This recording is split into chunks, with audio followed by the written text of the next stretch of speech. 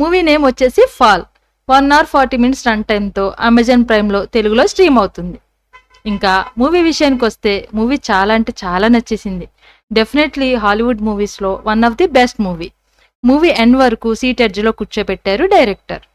ఇంకా ఫ్యామిలీతో చూడొచ్చా అంటే 100% చూడొచ్చు. బట్ కొంచెం ఎక్స్పోజింగ్ ఉంటుంది. అదర్ దెన్ దట్ హ్యాపీగా చూడొచ్చు. ఇంకా మూవీ జోనర్కి వస్తే ఇది ఒక survival of the fittest, adventure, suspense thriller. ఇంకా స్టోరీ లైన్కి వస్తే బెక్కీ అనే అమ్మాయి ఒక అడ్వెంచర్లో తన భర్తను కోల్పోతుంది. ఆ బాధతో ఆమె పూర్తి డిప్రెషన్లోకి వెళ్ళిపోతుంది. అప్పుడు ఆమె స్నేహితురాలు హంటర్ తన బాధను పోగొట్టడానికి ఒక ఐడియా చెప్తుంది. అమెరికాలో క్లోజ్ చేసిన 2000 అడుగుల ఎత్తైన పాత టవర్ని ఎక్కుదామని అంటుంది.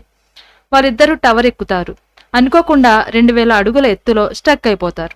అక్కడ ఫోన్ సిగ్నల్ ఉండదు. తినడానికి త్రాగడానికి ఏం లేకపోయినా వాళ్ళు ఎలా సర్వైవ్ అయ్యారు, ఎలా బయటపడతారనేదే మూవీలోనే చూడాలి.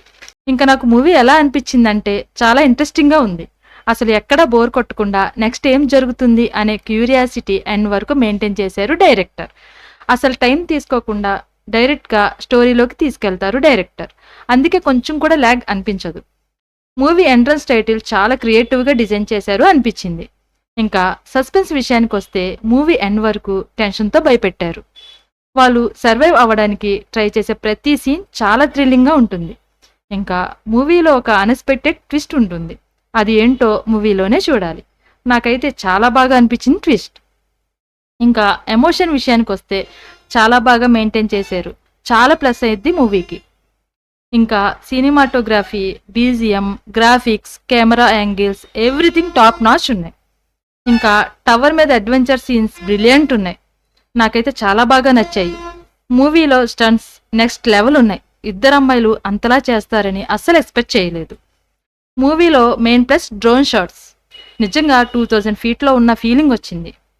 ఇంకా యాక్టర్స్ పెర్ఫార్మెన్స్కి వస్తే గ్రేస్ కెరోలిన్ కురే, వర్జీనియా గార్డెనర్ ఇద్దరు హీరోయిన్స్ అద్దరు కొట్టేశారు. ఎక్కడ వంక పెట్టడానికి కూడా లేదు.